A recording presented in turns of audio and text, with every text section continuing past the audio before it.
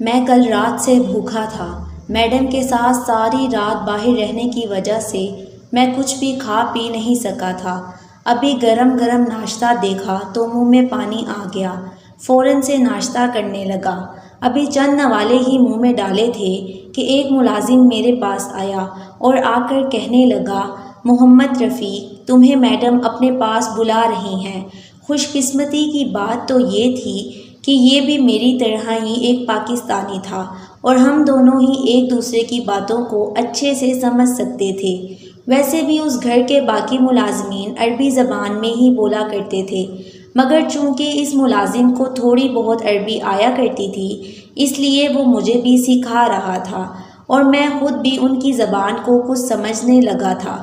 میں نے برا سا منہ بنا کر اس ملازم کو دیکھا اور کہنے لگا کہ ابھی تھکا ہارا بیٹھا ہوں، ناشتہ تو کر لوں، پھر میڈم کی بات بھی سن لیتا ہوں۔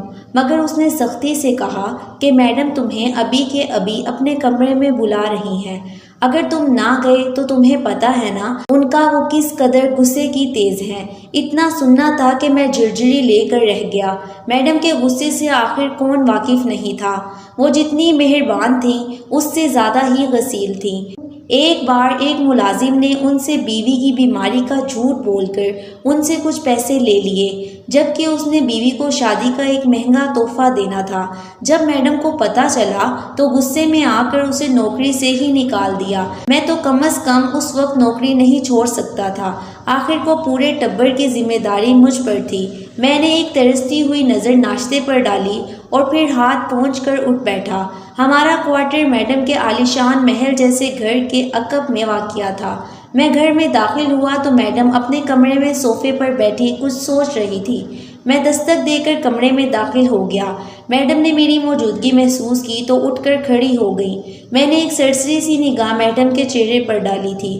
بلا شبہ وہ ایک عربی خاتون تھیں اور بلا کی حسین اور پرکشش شخصیت کی مالک تھیں۔ ان کی عمر 30 سے 35 کے درمیان تھی، مگر وہ آج بھی کسی دوشیزہ سے کم نہیں لگا کرتی تھیں۔ وہ بہت ہی خوبصورت تھیں، ہر وقت زیورات سے لیس رہا کرتی تھی۔ ایسے لگتا تھا جیسے یہ قیمتی زیور ان کی خوبصورتی میں مزید 4 چاند لگانے کے لیے ہی بنائے گئے ہوں۔ ایک ہی نظر میں ان کا جائزہ لینے کے بعد میں نے ادب سے سر جھکا کر میڈم کو سلام پیش کیا۔ انہوں نے میرے سلام کا جواب دیا اور پھر کہنے لگیں کہ محمد رفیق، تمہاری بیوی پاکستان میں کیا کام کرتی ہے؟ میڈم کے منہ سے یہ سنا تو میں چونک کر ان کی جانب دیکھنے لگا۔ بھلا وہ میری بیوی کے بارے میں کیوں پوچھ رہی تھی؟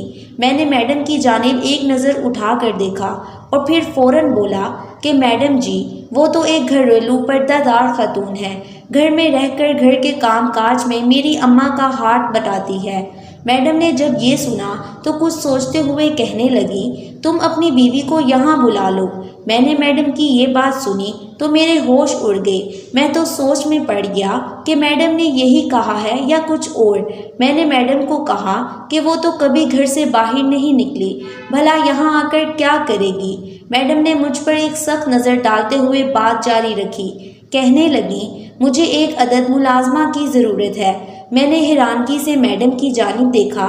ان کے پاس تو اتنے نوکر چاکر تھے، اور سعودی عرب میں کیا ملازموں کی کمی ہو گئی تھی جو وہ میری بیوی کو یہاں لانا چاہتی تھی؟ میں نے پہلی بار میڈم کی آنکھوں میں آنکھیں ڈال کر دیکھا اور ان سے کہنے لگا کہ میڈم جی، میری بیوی بھلا آپ کی ملازمہ بن کر کام کیوں کرے گی؟ اسے یہاں پر لانے کا خرچہ، پھر اس کے رہنے کا خرچہ مجھے اپنی تنخواہ سے ہی پورا کرنا پڑے گا۔ میں آپ کو یہیں سے کوئی ملازم ڈھونڈ دیتا ہوں یا اپنا چھوٹا بھائی بلا دیتا ہوں۔ مگر میڈم نے ایک کرخت نظر مجھ پر ڈالی اور غصے سے میری جانب دیکھ کر کہنے لگی کہ شاید تم بھول چکے ہو کہ تم اس وقت کہاں کھڑے ہو اور کس سے بات کر رہے ہو، مگر تمہاری یاد دہانی کے لیے میں تمہیں یاد دلا دوں کہ تم اس وقت میرے محل میں کھڑے مجھ سے ہم کلام ہو رہے ہو۔ تم اس کمرے میں کھڑے ہو جہاں پر آج تک بڑے بڑے شیخ آنے سے کتراتے ہیں، جنہیں میں نے آج تک اپنے عالیشان گھر کے گیسٹ روم تک ہی محدود کر رکھا ہے، اور تم میرے ملازم ہو کر مجھ سے سوال کر رہے ہو کہ تم اپنی بیوی کو یہاں پر کیوں بلاؤ؟ میڈم کے منہ سے جب میں نے یہ سنا تو میری کان کی لویں تک سرخ ہو چکی تھی۔ میں شرمندگی سے سر جھکا کر میڈم سے معافی مانگنے لگا۔ بھلا میں کیسے اپنی اوقات بھول سکتا تھا۔ ہاں یہ بات بھی سچ تھی کہ سب ملازموں میں میڈم میری بہت زیادہ قدر کیا کرتی تھی۔ میں ان کا خاص ملازم تھا اور ان کے گھر کے ضروری کام کے ساتھ ساتھ ان کو کہیں بھی جانا ہو تو وہ مجھے ہی لے کر جایا کرتی تھی۔ میں ملازم ہونے کے ساتھ ساتھ ان کا ڈرائیور بھی تھا اور وہ مجھے ہر ماہ تنخواہ میں میری تنخواہ سے بڑھ کر پیسے بھی دیا کرتی تھی اور کہتی کہ تم بہت محنت کرتے ہو، اس سے بیوی کے لیے کچھ تحفے تحائف بھی خرید لینا، اور میں آج ان کی نیکی کا یہ صلہ دے رہا تھا۔ سچ ہی کہا تھا کسی نے کہ میں اپنی اوقات بھول چکا ہوں۔ میں نے فوراً میڈم کے آگے ہاتھ جوڑ دیے اور ان سے معافی مانگنے لگا کہ مجھ سے گستاخی ہو گئی، مجھے معاف کر دیں، ایسی غلطی نہیں ہوگی۔ میڈم نے ایک سخت نگاہ مجھ پر ڈالی اور پھر مجھ سے کہنے لگی کہ مجھے اپنے شوہر کی دیکھ بھال کے لیے ایک ملازمہ کی ضرورت ہے، تم اسے یہاں بلاؤ، میں اسے تمہارے ملک کے روپے کے مطابق 5 لاکھ روپے ماہانہ تنخواہ دوں گی، اور اگر اس نے کام اچھا کیا تو وقت کے ساتھ ساتھ اس کی تنخواہ بڑھ جائے گی۔ میں نے جب یہ سنا تو میری آنکھوں میں پیسوں کی چمک ابھری تھی۔ اتنے زیادہ پیسے میں تو ماہانہ 2 لاکھ سے کچھ اوپر ہی کما سکتا تھا۔ اگر میری بیوی بھی یہاں آ کر کام کرنے لگے تو ہم دونوں مل کر آرام سے 7 سے 8 لاکھ کما سکتے تھے۔ اتنا سوچنا تھا کہ میں خوش ہو گیا اور میڈم سے کہنے لگا کہ آپ بے فکر ہو جائیں، میں کل ہی اپنی بیوی کو یہاں بلاتا ہوں اور ہم دونوں آپ کی نوکری کریں گے۔ میڈم کے چہرے پر ایک مسکراہٹ پھیلی تھی۔ میں فوراً بھاگ کر اپنے کوارٹر میں آیا۔ میری تو ساری بھوک ہی مٹ چکی تھی، سارا دھیان اپنی بیوی کے جانب تھا۔ میں نے فوراً اسے کال ملائی اور اس وقت دوپہر کا کھانا بنا رہی تھی۔ میری خوشی اس سے بھی چھپی نہ رہ سکی۔ مجھے خوش دیکھ کر وہ پوچھنے لگی کہ محمد رفیق تم اس قدر خوش کیوں ہو؟ لگتا ہے آج میڈم سے تمہیں تنخواہ ملی ہے۔ میں مسکرا کر بولا کہ نہیں پگلی، تمہارے لیے خوشخبری ہے۔ تم کہتی تھی نا کہ تم یہاں آنا چاہتی ہو، عمرہ کرنا چاہتی ہو اور یہاں پر میرے ساتھ رہنا چاہتی ہو۔ میری بات سن کر فری تو خوشی سے پھولے نہیں سما رہی تھی اور کہنے لگی کہ ہاں میری تو یہی خواہش تھی کہ میں تمہارے ساتھ ڈھیر سارا وقت گزاروں۔ آخر شادی کو صرف چند ماہ ہی گزرے تھے کہ تم سعودیہ چلے گئی۔ میں نے یہ خبر فری کو سنائی تو وہ خوشی سے جھوم اٹھی، کہنے لگی کہ وہ نوکری کرنے کے لیے تیار ہے۔ اس کے تمام تر معاملات میڈم نے ہی دیکھے تھے اور پھر کچھ ہی دنوں بعد فری میرے پاس سعودی عرب چلی آئی۔ فری میرے پاس آ کر بے تحاشا خوش تھی۔ میں اس کو میڈم کے پاس لے کر گیا تو میڈم نے اس کے چہرے پر ایک نظر دھڑائی اور مسکرا کر اسے سینے سے لگا لیا۔ میڈم دل کی بے حد اچھی تھی، ورنہ نوکر کی بیوی کو کون سینے سے لگاتا تھا۔ میڈم میری بیوی کو دیکھ کر کہنے لگی کہ تمہاری بیوی تو بے حد حسین ہے، بالکل ویسے ہی جیسے تم نے اپنے موبائل میں دکھائی تھی۔ میں خوشی سے شرما گیا تھا، جبکہ فری بھی اپنی تعریف سن کر شرم سے سر جھکا گئی۔ میں اپنی بیوی کو یاد کر کے بے حد افسردہ ہوا کرتا تھا۔ میرا کچھ اخلاق بھی اچھا تھا۔ میڈم جلد ہی میرے ساتھ کچھ مانوس سی ہو گئی اور ایک روز مجھ سے کہنے لگی کہ اپنی بیوی کی تصویر تو دکھاؤ، کیسی ہے وہ جس کی خاطر تم اس قدر پریشان اور دکھی دل رہتے ہو۔ میری بیوی کو دیکھتے ہی میڈم کی آنکھیں حیرت سے پھیل چکی تھیں۔ وہ مسکرا کر کہنے لگی کہ ماشاءاللہ تمہاری بیوی تو بالکل ایک پری جیسی حسین ہے، وہ بہت پیاری ہے، تم تو خوش قسمت ہو، تمہیں اتنی پیاری بیوی ملی۔ اس لیے میری میڈم نے میری بیوی کو دیکھ رکھا تھا۔ میڈم خود تو 30-35 سال کے قریب کی خاتون تھی، مگر ان کا شوہر 80 سالہ بوڑھا عربی تھا۔ مجھے یہ بات اکثر سوچنے پر مجبور کر دیتی تھی، اور آج تو جب فری نے بھی میڈم کے شوہر کو دیکھا تو وہ پریشان سی ہو گئی۔ میرے پاس آ کر کہنے لگی کہ محمد رفیق، یہ میڈم نے اس بڈھے کھوسٹ میں آخر کیا دیکھا جو اس سے شادی کر لی؟ یہ تو کہیں سے بھی میڈم کا میل نہیں کھاتا۔ میڈم تو آج بھی جوان جہان دکھتی ہیں، جبکہ وہ تو 80 سالہ بڈھا ضعیف۔ میڈم کو اس سے کیسے محبت ہو گئی؟ میں بھی تو کب سے اسی سوچ میں گم تھا جب سے یہاں پر آیا تھا۔ میڈم کے شوہر بستر پر لیٹے رہتے تھے، ان کو فالج کا اٹیک ہوا تھا اور وہ کوما کی کیفیت میں تھے، اس لیے چل پھر نہیں سکتے تھے۔ میڈم نے انہی کی دیکھ بھال کے لیے میری بیوی کو یہاں بلایا تھا۔ یہ بات میری سمجھ سے بھی باہر تھی کہ آخر میڈم نے اس بوڑھے سے محبت کر کیسے لی۔ کیونکہ میڈم اکثر کہا کرتی تھی کہ ان کی شیخ جبار سے پسند کی شادی ہے۔ خیر کچھ روز آرام سے گزرے تو میڈم ایک روز میرے پاس آئی۔ میں اور فری ایک دوسرے کے ساتھ بیٹھے میڈم کے باغ میں خوبصورت مناظر سے لطف اندوز ہو رہے تھے جب میڈم ہمارے پیچھے آ کر کھڑی ہو گئی۔ میڈم کی موجودگی پا کر ہم دونوں ہڑبڑا کر سیدھے ہوئے۔ ہمیں تو یہ احساس ہی نہیں ہوا تھا کہ میڈم ہمارے پیچھے کھڑی ہیں۔ میڈم ہمارے پاس آئیں اور آ کر کہنے لگیں کہ محمد رفیق میرے کمرے میں آؤ، مجھے تم سے کچھ ضروری بات کرنی ہے۔ میری بیوی میرا چہرہ دیکھنے لگی اور منہ بسوڑ کر میری جانب دیکھنے لگی۔ وہ جب یہاں سے آئی تھی ہم نے کچھ پل کے لیے بھی ایک دوسرے کے ساتھ وقت نہیں گزارا تھا۔ رات ہوتی تو اس قدر تھک جاتے کہ جلد ہی سو جایا کرتے تھے، اور آج جب تھوڑا بہت وقت ملا تھا تو میڈم نے مجھے بلا لیا تھا۔ میں فری کو اشارہ کرتا ہوا میڈم کے کمرے میں جانے لگا، وہ بھی میرے ساتھ ہی چلنے لگی، مگر تبھی میڈم نے اسے تنبیہ کیا کہ صرف محمد رفیق کو اپنے کمرے میں آنے کا کہا ہے، اس کا یہی مطلب تھا کہ اس کی ضرورت نہیں ہے۔ میں چلتا چلتا میڈم کے کمرے میں آ گیا۔ میڈم نے مجھے اپنے پاس بلا کر کہا کہ محمد رفیق مجھے کام کے سلسلے میں ریاض جانا ہے، تو میں چاہتی ہوں کہ تم میرے ساتھ چلو۔ ریاض شہر یہاں سے 3 گھنٹے کی مسافت پر تھا، مگر اب تو رات ہو چکی تھی۔ میں نے میڈم سے سوال کرنا چاہا مگر پھر چپ ہو گیا۔ بھلا میں نوکر تھا اور نوکر کی کیا مجال جو میڈم سے سوال کرتا۔ میں نے میڈم کے حکم کی تعمیل کی اور گاڑی نکالنے لگا۔ میڈم سے جب میں نے پوچھا کہ میڈم ہم کتنی دیر ریاض میں رہیں گے تو میڈم کہنے لگی کہ ابھی کوئی علم نہیں، شاید چند ہفتے یا مہینے بھی لگ سکتے ہیں۔ میرے تو ہوش اڑے تھے، جبکہ فری بھی میرے قریب ہی کھڑی تھی۔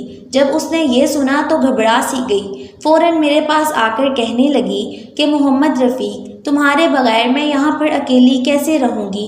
یہاں تو میں کسی کو جانتی بھی نہیں، اور یہاں پر تو ہیں بھی سارے عربی لوگ، کوئی میری طرح بولتا ہی نہیں، میں تو تمہارے بغیر رہ ہی نہیں سکتی۔ مگر تبھی میڈم اسے حوصلہ دیتے ہوئے کہنے لگی کہ فری تمہیں یہاں پر وقت گزاری کے لیے نہیں بلکہ میرے شوہر کی دیکھ بھال کے لیے بلوایا گیا ہے، تم ان کا خیال رکھو، تمہارا وقت خود بخود ہی گزر جائے گا۔ فری اس پل بے بسی کا شکار خاموش ہو چکی تھی، مگر میں جانتا تھا وہ اندر ہی اندر کڑ کر رو رہی تھی۔ دل چاہا کہ میڈم سے اس کی سفارش کروں، مگر میڈم نے تو لاکھ روپے دینے کا وعدہ کر رکھا تھا۔ میں نے فری کو وہیں چھوڑا اور میڈم کے ساتھ ریاض آ گیا۔ میڈم مجھے وہاں لے جا کر اپنے کاموں میں مصروف کر چکی تھی۔ 2-3 دن تک تو میرا فری سے کوئی رابطہ ہی نہ ہوا۔ ایک روز فری کا فون آیا تو وہ رو رہی تھی۔ میں نے اسے سمجھایا، تسلی دی کہ مت رو، میڈم کا بڑا گھر ہے، کہیں بھی گھومو پھرو اور میڈم کے شوہر کی دیکھ بھال کرو، بہت جلد ہی میں واپس آ جاؤں گا۔ مگر فری رو کر کہنے لگی کہ تم نے تو میری زندگی عذاب بنا کر رکھ دی ہے۔ میں نے تو سوچ رکھا تھا کہ ہم دونوں عمرہ کرنے کے لیے جائیں گے اور اپنی زندگی خوش و خرم گزاریں گے، مگر تم نے تو یہاں میری زندگی عذاب کر دی۔ میں حیران تھا اور اسے کہنے لگا کہ تم کیا بات کر رہی ہو، بھلا تمہاری زندگی محل جیسے گھر میں بھی رہ کر کیسے عذاب ہو سکتی ہے؟ مگر تبھی فری کی کال کٹ گئی۔ میں نے بہت بار دوبارہ فون کرنا چاہا مگر اس نے کوئی جواب نہ دیا۔ مجھے اب فری کی فکر ستانے لگی تھی۔ میں یوں ہی پریشان کھڑا تھا کہ تبھی میڈم باہر آ گئی۔ انہوں نے مجھے کام کرنے کے بجائے فون اٹھائے دیکھا تو غصے سے کہنے لگی کہ محمد رفیق تمہیں میں کام کے لیے لائی ہوں، فون پر باتوں کے لیے نہیں، بہتر ہے کہ اپنا فون میرے حوالے کر دو۔ میڈم کی یہ بات سنی تو میری ہوائیاں اڑ گئیں۔ میں میڈم سے کہنے لگا کہ مجھے فری کافی پریشان لگ رہی تھی، اگر آپ کی اجازت ہو تو میں ایک دفعہ واپس چکر لگاؤں، مگر میڈم نے منع کر دیا اور کہنے لگی کہ سوچ لو، اگر تم مجھے یہاں پر چھوڑ کر واپس گئے تو میں تمہاری تنخواہ کاٹ لوں گی۔ میں تو تھا ہی ذرا لالچی سا انسان، اگر تنخواہ کٹ گئی تو بھلا میں پاکستان اماں کو کیا پیسے پیسے بھیجتا۔ مجبوراً مجھے موبائل میڈم کے حوالے کرنا پڑا اور خود ان کے کاموں میں مصروف ہو گیا۔ اس کے بعد بھی کئی دفعہ فری کا فون آیا مگر میڈم نے مجھے میرا موبائل نہ دیا۔ میں تو پریشان سا ہو کر رہ گیا تھا۔ ایک روز جب بیوی کی بے حد فکر ستانے لگی تو مالکن سے چھپ کر اپنا موبائل لینا چاہا۔ وہ اس وقت گھر میں موجود نہیں تھی اور میرا موبائل یقیناً ان کے کمرے میں پڑا تھا۔ مجھے فری حد سے زیادہ یاد آ رہی تھی۔ میں اس سے بات کرنا چاہتا تھا۔ میں نے ان کے کمرے کا دروازہ دھیرے سے کھولا اور پھر ان کے کمرے میں تلاشی لینے لگا۔ بلا شبہ ان کے کمرے میں قیمتی زیورات یوں ہی کھلے پڑے تھے مگر مجھے ان سب کی کوئی پرواہ نہ تھی۔ مجھے تو بس اپنا موبائل چاہیے تھا۔ تبھی مجھے موبائل ان کے بیڈ کے سائڈ ٹیبل میں پڑا ہوا ملا۔ میں نے موبائل اٹھایا۔ جب دیکھا تو اس کی بیٹری لو ہونے کی وجہ سے وہ آف ہو چکا تھا۔ میں نے وہاں پر موجود چارجر سے اپنا موبائل چارج کیا۔ جب تک موبائل چارج ہوتا مالکن واپس آ چکی تھی۔ آج وہ مجھے اپنے ساتھ ڈرائیو کرنے نہیں لے کر گئی تھی۔ میں نے جب انہیں آتے دیکھا تو موبائل فوراً اتار کر اپنی جیب میں چھپا لیا۔ اس کی چارجنگ اتنی ہو چکی تھی کہ میں اپنی بیوی سے بات کر سکوں۔ کچھ دیر بعد جب مالکن کھانا کھا کر سو گئی ایک طرف چھپ کر موبائل آن کرنے لگا۔ یہ دیکھ کر تو میری جان نکل گئی کہ اس وقت فری کی 30 سے 40 مس کال آئی ہوئی تھیں اور مجھے تو اس کی فکر ستانے لگی۔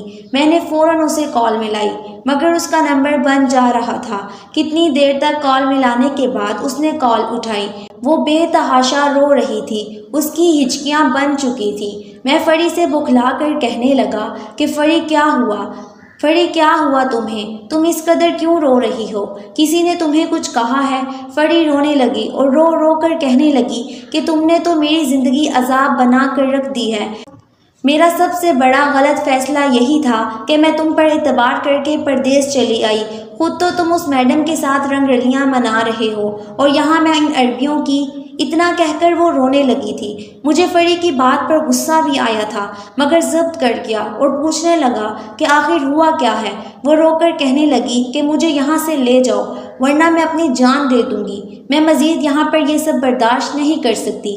ابھی بھی مشکل سے تم بات کر رہی ہو۔ تمہاری میڈم نے تو میرے ساتھ۔ فری صرف اتنا ہی بول رہی تھی کہ تبھی مجھے میڈم کے اٹھنے کی آواز آئی۔ وہ اپنے کمرے سے باہر نکلی تھی۔ میں نے فوراً کال کاٹ دی اور موبائل کو وہیں پر موجود گملے میں چھپا دیا۔ میرا دل بری طرح کانپ رہا تھا۔ اگر میڈم کو یہ پتہ چل جاتا کہ میں نے ان کی اجازت کے بغیر ان کے کمرے میں گیا اور اپنا موبائل بھی لے کر آیا تو وہ میری جان لے لیتی۔ مگر شکر ہے کہ میڈم کو کچھ پتہ نہ چلا۔ جیسے ہی رات ہوئی تو میں نے سوچا کہ میڈم تو سو چکی ہیں۔ میں راتوں رات اپنی بیوی سے مل کر یہاں واپس آ جاؤں گا کیونکہ مجھے اب فری کی بے حد فکر ستانے لگی تھی۔ نہ جانے وہ کس حال میں تھی۔ یقیناً کسی ملازم نے اسے ڈانٹ دیا تھا یا کسی سے لڑائی ہو گئی ہوگی تبھی وہ اس قدر پریشان ہو کر رو رہی تھی۔ مگر حقیقت کیا تھی یہ تو وہاں پر جا کر ہی کھلنی تھی۔ راتوں رات میڈم سے چھپ کر میں واپس ان کے عالیشان محل میں پہنچ چکا تھا جہاں پر فری موجود تھی۔ میں نے جب گھر میں قدم رکھا تو یہ دیکھ کر میری جان نکل گئی۔ فری تو وہاں کہیں نہیں تھی۔ میں نے ملازم سے پوچھا کہ آخر میری بیوی کہاں ہے؟